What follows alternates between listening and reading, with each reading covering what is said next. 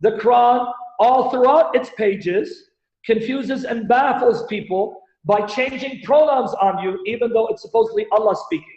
Go to chapter 17, verse 1 and read it for yourself. The we and the his is Allah.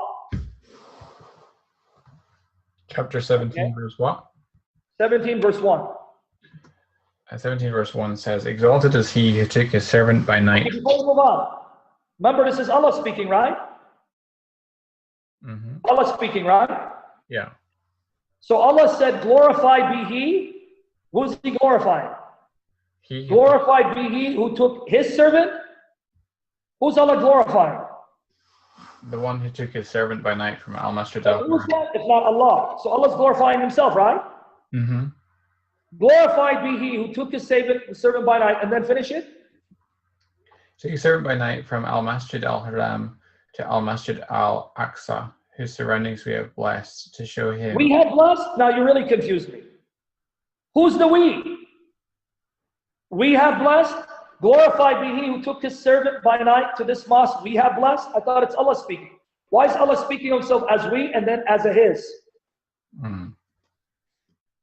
What's going on with the pronouns here? You confused? Yeah, it says he, his, and we.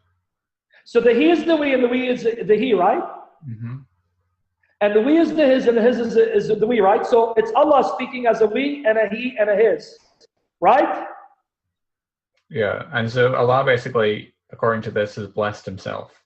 Yeah, Allah is glorifying himself, blessing himself for what he did by taking his unnamed servant to this place, a place that he blessed. So the we is the he and the his, and the he and the his is the we. It's supposedly Allah. With that said, let's go back to chapter 2, verses 285. Brian, you're not getting the point. I'm not making an argument on the plural as a proof of a plurality within Allah. You're missing the point entirely.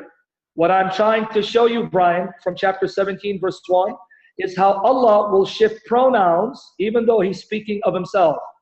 Allah goes from saying that he's a we to him being a he and a his. So you're not getting the point. I'm not using the we to prove plurality.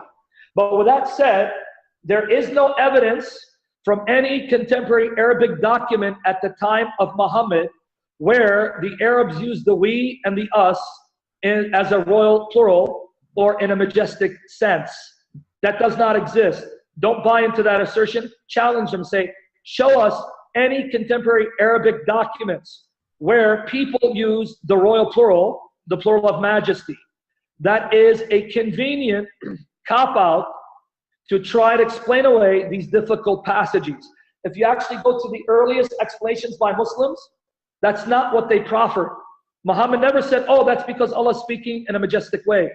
That's a convenient cop-out of trying to avoid dealing with this problem of the use of the plural for Allah.